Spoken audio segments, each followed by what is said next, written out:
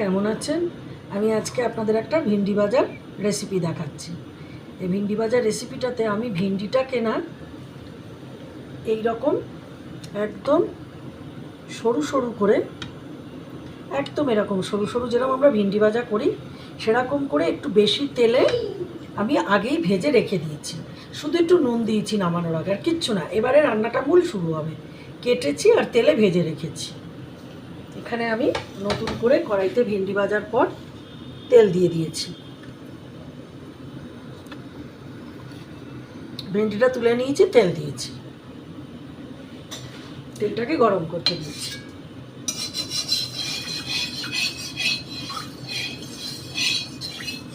তেলটা গরম হচ্ছে, একটু গরম হবে তেলটা।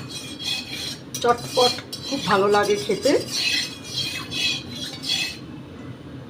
দেখে শুধু ভিন্ডি ভাজা তো খাই আমরা, এটা একটু গুঁড়িয়ে করা আর কি।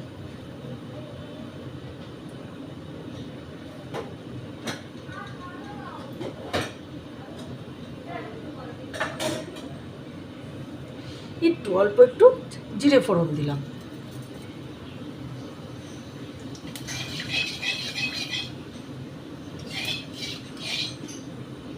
জিরে ফোড়ন দিয়ে আমি বেশ অনেকটা পেঁয়াজ ভাজতে দিয়ে দিলাম।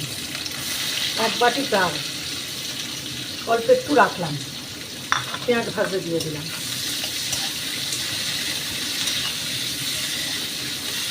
পেঁয়াজটা আগেই বললাম ঢ্যাঁড়সটা প্রথমে একটু ভেজে নিয়েছি, নিয়ে অল্প একটু নুন দিয়ে ভেজে নামিয়ে রেখেছি।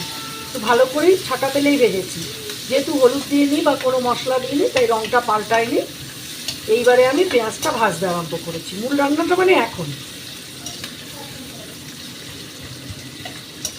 পেঁয়াজটা আমি তেলটা হাই রেখেছি।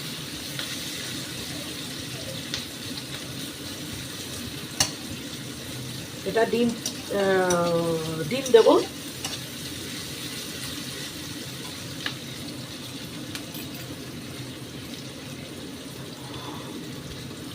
আমি এখানে দুটো ডিম ফেটিয়ে নিয়েছি, একটু গোলমরিচ আর নুন দিয়ে, সামান্য নুন আর গোলমরিচ দিয়ে এটাকে অল্প ফাটিয়ে রেখে দিয়েছি। যখন আমি ওর ভিতরে ঢালবো ওই পেঁয়াজের গোলাটা, মানে ঢ্যাঁড়স পেঁয়াজের মিক্সচারের ভেতর যখন ঢালবো তখন আমি এটাকে ভালো করে আবার ফেটিয়ে ফেটিয়ে ঢালবো। এটা থাকে এদিকে, এদিকে এখন ভাজাটা হচ্ছে। হোক, পেঁয়াজটা ভাজতে হবে একটুখানি, খুব বলছি না মুড়মুড়ে না, কিন্তু একটু ভাজা হবে। গোলাপি রঙটা আর কি ধরবে।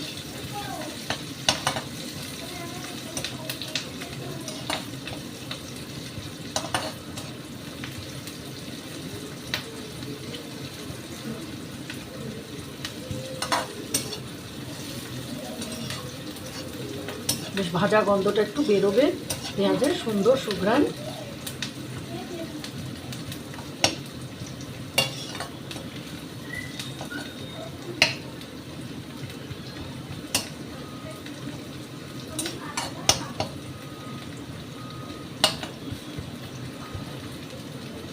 পেঁয়াজটা দিয়ে ঢ্যাঁড়সটা দিয়ে একসঙ্গে দিলে না ঢ্যাঁড়সটা ঘেটে যাবে, রস বেরিয়ে যাবে। ওই জন্য আমি সেপারেট একটু ভাজছি। পেঁয়াজটা ভেজে এটা অনেক সময় এটা করা যায় যে ঢ্যাঁড়সটা ভাজা হয়ে এলো তখন পেঁয়াজ দেওয়া, কিন্তু আমি করে দেখেছি ওটা এই রান্নাটা খুব একটা ভালো যায় না।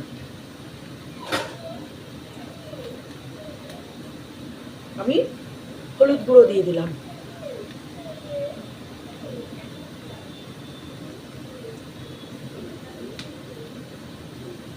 আর দিলাম বেশ খানিকটা ঝাল লঙ্কার গুঁড়ো। এটা কিন্তু ঝাল লঙ্কাটা দিলাম, হ্যাঁ, কাশ্মীরি না।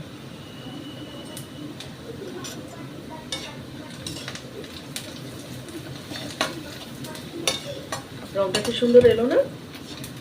তেলটাও ছেড়ে গেছে। এখন আমি ওই ঢ্যাঁড়সটা দিয়ে দেবো, দিয়ে অন্য মশলা দিচ্ছি।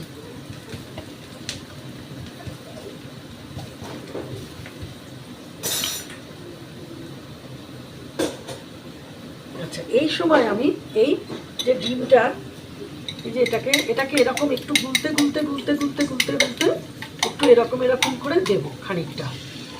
খানিকটা রেখে দিচ্ছি, হ্যাঁ, দিয়ে তাড়াতাড়ি করে এটা ঘাঁটবো। আমি পুরোটাই কিন্তু বড় আঁচে করছি।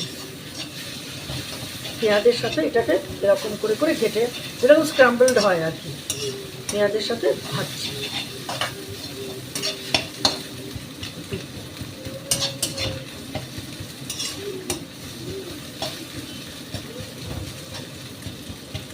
এটা কেন করছি, আগে পেঁয়াজের ভেতরে যাতে যায় সেজন্য একটু বেশি করে দিয়ে দিলাম।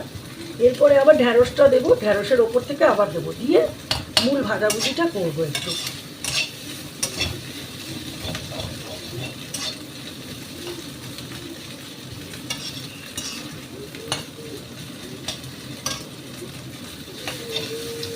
ডিম দিয়ে পেঁয়াজটাকে ভাজছি।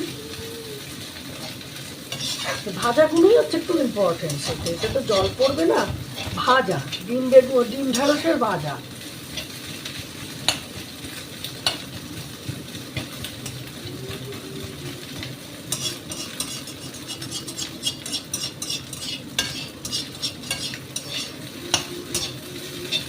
একঘেয়ে ঝুড়ি, একঘেয়ে ঢ্যাঁড়স ভাজা বা ঢ্যাঁড়সের এমনি থেকে এইরকম বানিয়ে নিলে। এইবার আমি ওই ভাজা ঢ্যাঁড়সটা দিয়ে দিলাম। ঢ্যাঁড়সে কিন্তু আমি একটু নুন দিয়েছি।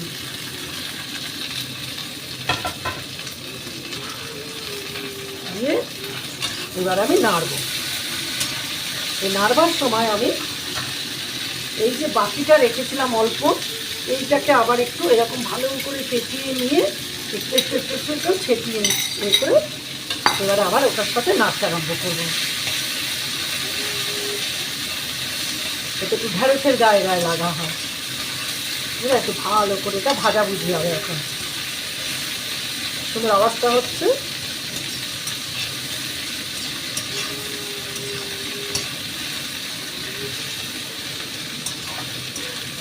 ডিমে কিন্তু গোলমরিচ দিয়েছিলাম খুব সামান্য, এই কোয়ার্টার স্পুন তাও দিয়েছিলাম, যাতে ডিমের গন্ধটা সুন্দর আসে।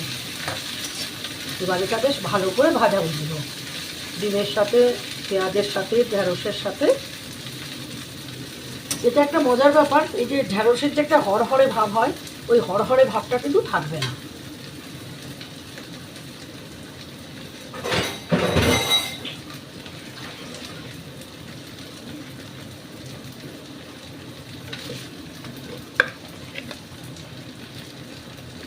একটু টেস্ট এনহ্যান্স করার জন্য অল্প একটু চিনি।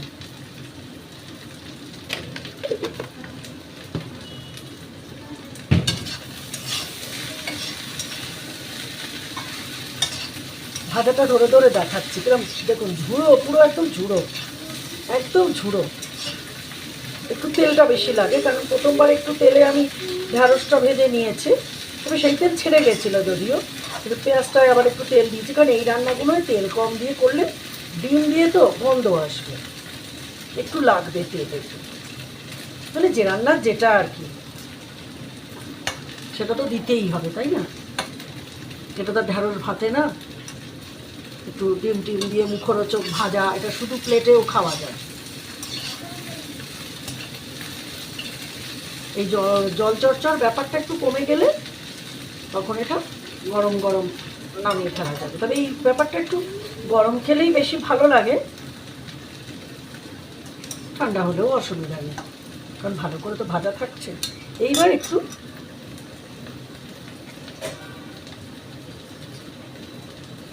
এই অল্প করে একটু জিরের গুঁড়ো,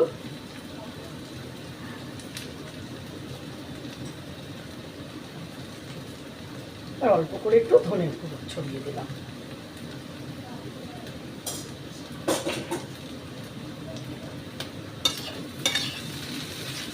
নুনটা আপনারা দেখে নেবেন, ঝাল নুনটা। হ্যাঁ, আমি যেমন ঝাল লঙ্কা দিয়েছি বলে আর ঝালের দিকে গেলাম না, তারপরে গোলমরিচ আছে, ঝালটা নিজেরা দেখে নেবেন। আর যদি কারুর বাড়িতে এরকম থাকে বা যাদের থাকবে যে না আমরা একেবারেই ঝাল লঙ্কা খাই না, কাঁচা লঙ্কা, তাহলে কোনো ব্যাপার না, কিন্তু কাঁচা লঙ্কাটা লম্বা চিড়ে দিতে হবে, নাহলে এই ছোটো চিড়ের মধ্যে দিলে পরে মুখে পড়ে যাবে, সবুজ রঙ তো, ওটা একটু বুদ্ধি করে করতে হবে। ঢ্যাঁড়সের গুণাগুণের গল্প আর ডিমের উপকারিতা, এ তো আর নতুন করে আমাকে আর কিছু বলে দিতে হবে না, সবাই জানে। প্রোটিন, ভিটামিনস, মিনারেলস, ক্যালসিয়াম সব পরিপূর্ণ একটা মিল। এক বাটি এমনি খেলেই কত উপকার। একটু ভাজাটাই হচ্ছে ধরে ধরে, যার জন্য আমি টানা দেখাচ্ছি। আর মশলাগুলো একটু আগু পিছু করে দিলে জিনিসটা ভালো হয়।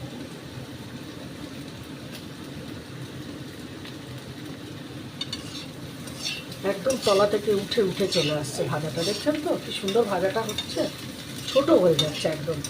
এখন আর একটু ছোট হয়ে যাবে, ব্যাস তার মানে হয়ে গেল।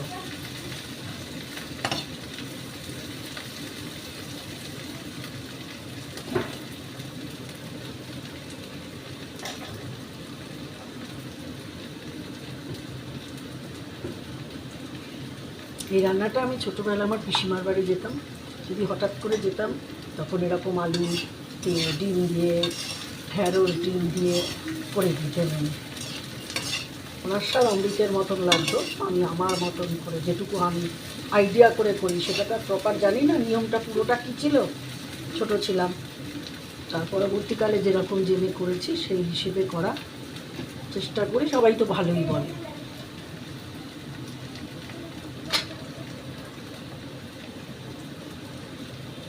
এবার অল্প একটু সামান্য একটুখানি একটু গরম মশলা দিচ্ছে, এটা অপশান। যারা ডিমের ভেতরে গরম মশলা পছন্দ করে না তারা দেবে না, ওই সামান্য একটুখানি দিয়ে গ্যাসটা বন্ধ করে দিলাম, আর কিচ্ছু দেবো না। আমার এই ঢ্যাঁড়স ঝুড়ি, ডিম দিয়ে ঢ্যাঁড়সের ঝুড়ি বা ডিম দিয়ে ঢ্যাঁড়সের ভাজি যা, সেটা কিন্তু হয়ে গেল। দেখুন কি সুন্দর হয়েছে কালারটা, প্রতিটা জিনিস বোঝা যাচ্ছে। ডিমগুলো সুন্দর ভাজা হয়েছে, একদম মিশে গেছে, ছোট জিনিসের সাথে করে মিশে গেছে, তাই না? বুঝতে পারছি কি সুন্দর।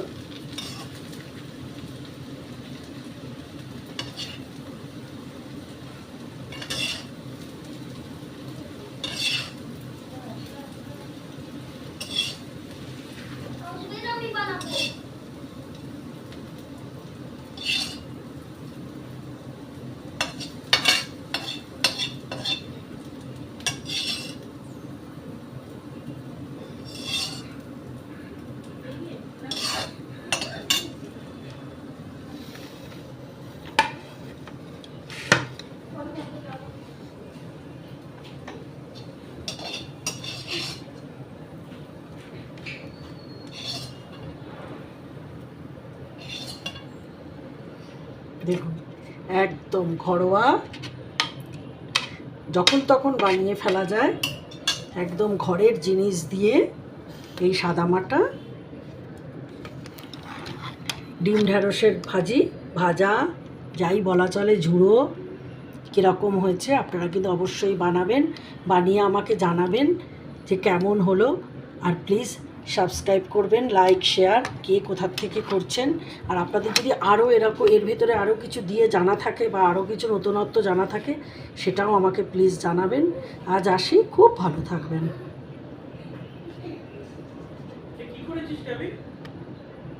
দেখছেন ভালো লাগছে না, সুন্দর।